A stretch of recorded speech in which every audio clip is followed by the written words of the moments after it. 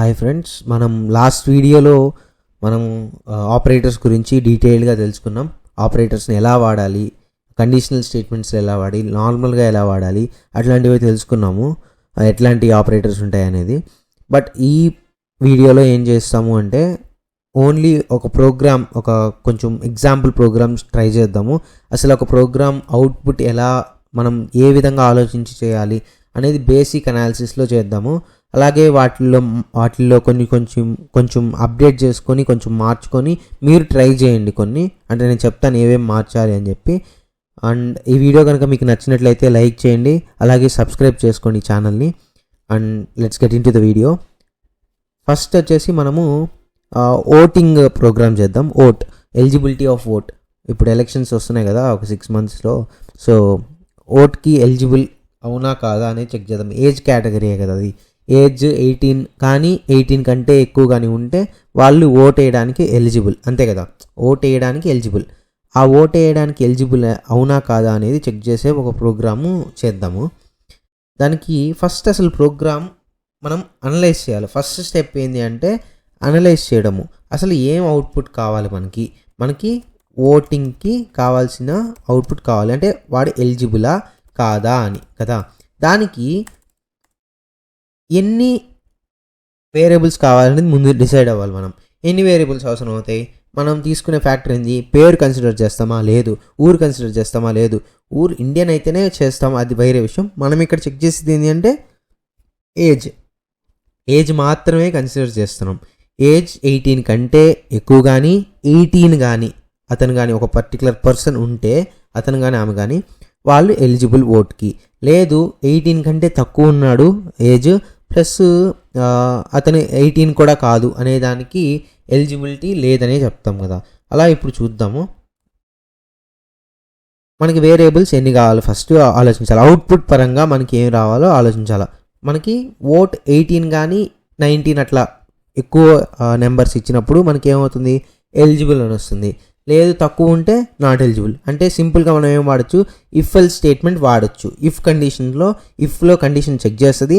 Check చేస్తే అది satisfy అయితే మనకి ఓట్ ఎలిజిబుల్ అని వస్తుంది. లేదు అన్నప్పుడు ఓట్ ఎలిజిబుల్ కాదు అని వచ్చేస్తుంది. మనకి రిజల్ట్ సొల్యూషన్ అంతటితో అయిపోతుంది. కాబట్టి ఇక్కడ ఫస్ట్ వేరియబుల్ అనేది ఏంటి, ఇంటీజర్ టైప్ ఆఫ్ వేరియబుల్ తీసుకోవాలి. ఏజ్ అనేది ఇంటీజర్స్లో, అఫ్ కోర్స్ ఫ్లోట్లో కూడా ఉంటుంది. కానీ జనరల్గా మనము ఏజ్ గురించి చెప్పేటప్పుడు 2 years 5 months అని అటేం చెప్పం కదా. నార్మల్గా 18 years 18.5 years అని 18.3 years అని అట్లా చెప్పం. 18 years రన్నింగ్ అట్లా చెప్తాము. సో ఒక్క వేరియబుల్ ఇంటీజర్ వేరియబుల్ తీసుకుంటే సరిపోతుంది. మనకి ఇక్కడ ఇంట్ ఏజ్ అనే వేరియబుల్ తీసుకుందాం.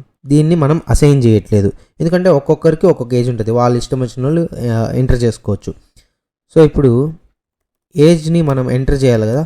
ఎంటర్ చేసేదానికి మనకు డిస్ప్లే కావాలి కదా.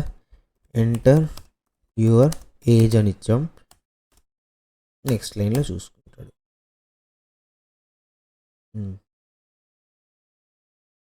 ఇప్పుడు దాన్ని స్కాన్ చేయాలి కదా, స్కాన్ ఎఫ్. దాన్ని రీడ్ చేయాలి కదా, దానికి మనం స్కాన్ ఎఫ్. మీకు సింటాక్స్ గుర్తుండాలి. సింటాక్స్ మాత్రం మర్చిపోకూడదు. సింటాక్స్, దాని యొక్క ఫార్మాట్ స్పెసిఫైయర్స్, ఎస్కేప్ సీక్వెన్సెస్ ప్రతి ఒక్కటి గుర్తుపెట్టుకోవాలి. ఇవి మీరు ప్రోగ్రామ్స్ ఒక 10 ప్రోగ్రామ్స్ చేసేదానికే మీకు అర్థమైపోతుంది సింటాక్స్. మీరేం క్లమ్జీగా ఏం అవ్వదు. సో ఇక్కడ స్కాన్ చేసాం. Print F enter your age. Scan F అంటే ఆ పర్టికులర్ ఏజ్ ఏదైతే ఉందో దాన్ని %ఏజ్ అని పెడితే మనకి ఆ అడ్రస్లో ఇక్కడ ఇంటీజర్లో స్టోర్ అవుతుంది, వేరియబుల్లో స్టోర్ అవుతుంది. ఇంటీజర్ టైప్ ఆఫ్ వేరియబుల్లో. ఇక్కడ %d అనేది ఫార్మాట్ స్పెసిఫైయర్స్. మనం ఫార్మాట్ స్పెసిఫైయర్ గురించి ఆల్రెడీ మాట్లాడుకున్నాం. %d కానీ %i కానీ మనకి integer type of format specifiers. Okay, ఇప్పుడు మనం అసలు కండిషన్లోకి వద్దాం. ఇఫ్ ఏం చేయాలి, ఏజ్ అనే వేరియబుల్ ఏజ్ కానీ greater than or equal to, ఈ ఆపరేటర్ ఇది వాడాల్సింది, greater than or equal to 18 కనుక అయితే మనకేమవ్వాలి, printf he or she is eligible to vote. లేదు అతను సాటిస్ఫై కాలేదన్నప్పుడు else printf he or she is not eligible to vote. Okay, ఇంతే అయిపోయింది ప్రోగ్రామ్. ఒకసారి రన్ చేసి చూద్దాం. ఎంటర్ యువర్ ఏజ్ అని అడుగుతుంది. మనము 19 ఇద్దాం. He or she is eligible to vote అని వచ్చింది మనకి. ఓకే, అదే ఇప్పుడు మళ్ళీ రన్ చేద్దాం, రీరన్ చేద్దాం. ఎంటర్ యువర్ ఏజ్, మనం ఈసారి 10 ఇద్దాం age. He or she is not eligible for to vote అని వచ్చింది. ఎందుకంటే ఫస్ట్ చెక్ చేసింది మనకి ఇక్కడ మనకి ఏజ్ అనే వేరియబుల్లో ఒక వేరియబుల్ అయితే తీసుకున్నాము. ఈ ప్రోగ్రామ్ అనలైజ్ చేస్తే మీరు ఏజ్ అనే వేరియబుల్ని తీసుకుని ఈ స్కాన్ఎఫ్ చేసుకున్న తర్వాత కండిషన్ చెక్ చేసాం. ఏం కండిషన్ అది? ఏజ్ అనే వాల్యూ మనకి 18 కంటే కూడా greater than or equal to, ఇది ఈ స్టేట్మెంట్ అనేది మనకి చాలా ఇంపార్టెంట్. మన ఈ కండిషన్ కరెక్ట్గా రాస్తేనే మనకి ప్రోగ్రామ్ అనేది లాజిక్, ఇదే లాజిక్ అంటే ప్రోగ్రామ్ లాజిక్కే ఇది. ఏంటి? ఏజ్ అనేది 18 కంటే ఎక్కువ కానీ ఈక్వల్గా కానీ ఉంటే అతను ఓటుకి ఎలిజిబుల్, లేకపోతే నాట్ ఎలిజిబుల్. మనం తెలుగులో ఎట్లా అయితే నార్మల్గా జనరల్ స్టేట్మెంట్లో ఎలాగైతే డిసైడ్ చేస్తామో అవే కండిషన్స్ ప్రోగ్రాంలో వాడేది. దీంట్లో పెద్ద కష్టపడాల్సిన అవసరం ఏముండదు. ఒక అయితే ఈక్వల్ అయితే మనకి ఎలిజిబిలిటీ ఇస్తాం, లేకపోతే ఇవ్వము అనేది ఎట్లయితే మాట్లాడతామో అట్లానే ఇఫ్ ఎల్స్ స్టేట్మెంట్. ఒకవేళ అయితే మనకి ఎలిజిబుల్ టు ఓట్ అని ఇచ్చింది, లేదు కాబట్టి నాట్ ఎలిజిబుల్ టు ఓట్ అని ఇచ్చింది. ఇది ఒక ప్రోగ్రామ్ కదా. మీరేం చేస్తారంటే ఇక్కడ 18 అనేది ఉంది కదా, ఇప్పుడు మన కంట్రీలో కాబట్టి 18 అని తీసుకుంటారు. నార్మల్గా అందరూ అదే పాటిస్తారు దాదాపుగా. ప్రాబబ్లీ కొన్ని కంట్రీస్లో 21 కూడా ఉంటుంది.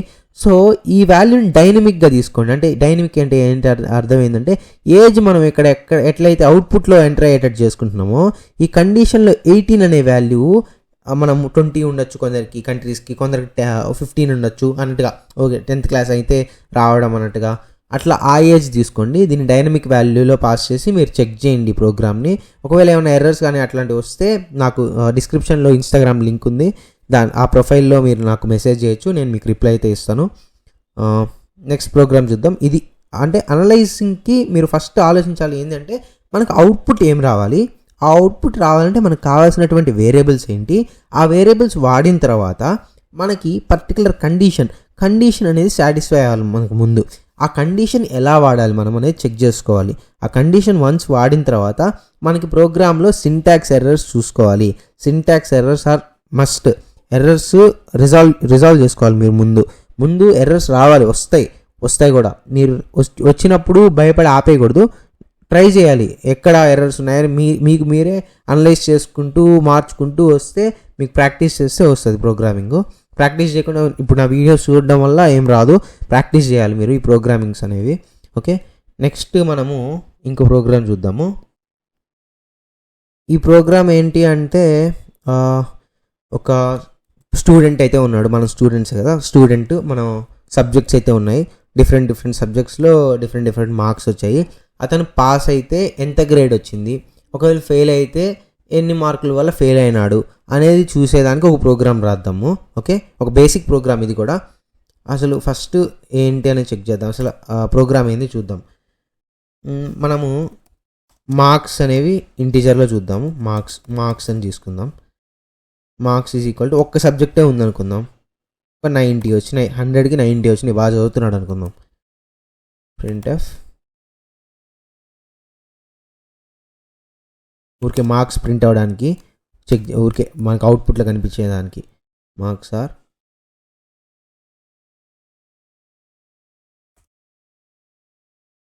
If marks greater than or equal to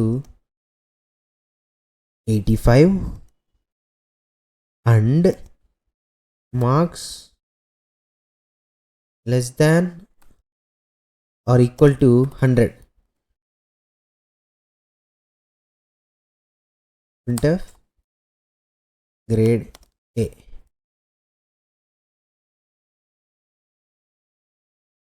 Else if marks greater than or equal to 75 and marks less than or equal to 84.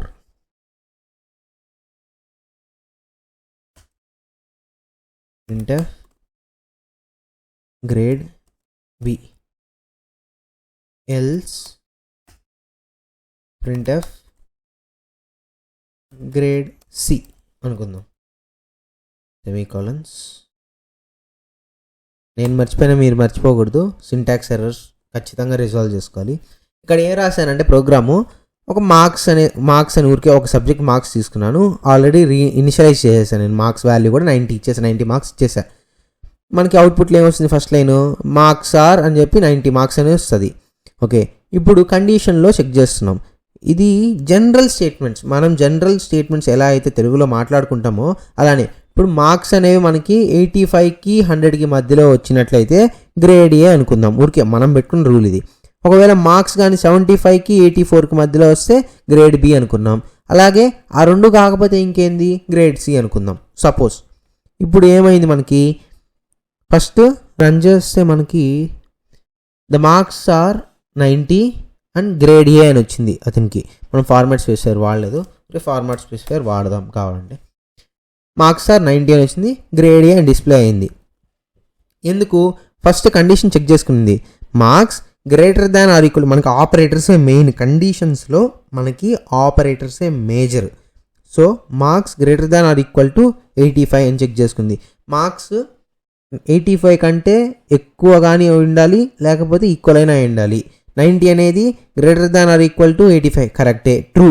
And ఒకటి సాటిస్ఫై అయింది, ఇది కూడా సాటిస్ఫై అవ్వాలా. Marks less than or equal to 100 లోపలే ఉండాలి, కాబట్టి true, రెండు true way. అప్పుడు మనకి గ్రేడ్ ఏ అని ప్రింట్ అయిపోయింది, మనకి ఎగ్జిట్ అయిపోయింది ప్రోగ్రాము. లేదు 90 కాదు, ఇక్కడ మనకి 70 వచ్చింది. ఇప్పుడు చూస్తే మీరు ప్రోగ్రాము గ్రేడ్ సి అని వచ్చింది. ఎందుకు, ఇప్పుడు ఇక్కడ కండిషను ఫాల్స్ అయింది. Next else if marks greater than or equal to 75, greater than or equal 70 greater than or equal to 75, తప్పు కదా. 70 greater than or equal to 75 అనేది ఫాల్స్. అండ్ ఒక ఫాల్స్ అయిపోయింది. అండ్ ఉన్నప్పుడు ఇంకో ఆప్షన్ చెక్ చేయాల్సిన అవసరం ఉందా, లేదు. అండ్ అంటే రెండు సాటిస్ఫై, మనం నిన్న చెప్పుకున్నాం ట్రూ అండ్ ట్రూ, రెండు ట్రూలు అండ్ ఉన్నప్పుడు రెండు ట్రూ అయితే ట్రూ అవుతుంది, ఒక్కటి ఫాల్స్ అయినా ఫాల్స్ వస్తుంది. కాబట్టి ఇక్కడ చెక్ చేయాల్సిన అవసరం లేదు, మనకి ఫస్ట్దే ఫాల్స్ అయిపోయింది. 70 is less than equal to 75 అవుతుంది, కానీ 70 is greater than equal to 75 అనేది తప్పు, కాబట్టి గ్రేడ్ బి కాదు. ఇంకా ఎల్స్ ఏముంది, గ్రేడ్ సి. ఇది ఇలా మనము స్టేట్మెంట్స్ని మనం జనరలైజ్ చేసి ఎలా అయితే మాట్లాడతామో మనం ప్రోగ్రామింగ్ లాంగ్వేజ్లో కూడా అలానే చేసుకోవాలి. సో మీరు ఈ ప్రోగ్రామ్ని ఏం చేయాలంటే ఒక 3 సబ్జెక్ట్స్ తీసుకోండి, M1 M2 M3 అనుకోండి. వాటికి డైనమిక్గా ఇవ్వండి మీరు, అంటే అవుట్పుట్లో మార్క్స్ ఇచ్చేట్లు తీసుకోండి. వాటికి టోటల్ చేయండి, అలాగే యావరేజ్ గట్టి చూడండి. ఆ యావరేజ్ అనేది మనకి 50 కంటే ఎక్కువ వచ్చుంటే అతను గుడ్ స్టూడెంట్ అని, 50 కంటే తక్కువ వచ్చుంటే హీ నీడ్స్ టు ఇంప్రూవ్ అని అలా ప్రింట్ అయ్యేటట్టు చూడండి. ఓకే, మళ్ళీ చెప్తున్నా, 3 సబ్జెక్ట్స్ తీసుకోండి, M1 M2 M3. వాటికి టోటల్ మార్క్స్ కట్టండి, అలాగే యావరేజ్ చేయండి. యావరేజ్ చేశాక అతనికి 50% కానీ యావరేజ్ కానీ ఎక్కువ వచ్చుంటే అతను గుడ్ స్టూడెంట్ అని, లేదు తక్కువ వచ్చుంటే he needs to improve some అని చెప్పి ప్రింట్ అయ్యేటట్లు రాయండి. ఈ వీడియోకి అయితే అంతే. మీకు కానీ ఈ ప్రోగ్రామ్స్ ఏదైతే అసైన్మెంట్ లాగా ఇచ్చానో అవి కానీ మీకు ఏమైనా డౌట్స్ ఉంటే నా డిస్క్రిప్షన్లో ఇన్స్టాగ్రామ్ లింక్ ఉంది, మీరు దానికి మెసేజ్ చేస్తే నేను ఖచ్చితంగా రిప్లై అయితే ఇస్తాను. And thanks for watching. A doubts ఉన్నా నాకు మెసేజ్ చేయండి, ఖచ్చితంగా I will reply. Thanks for watching.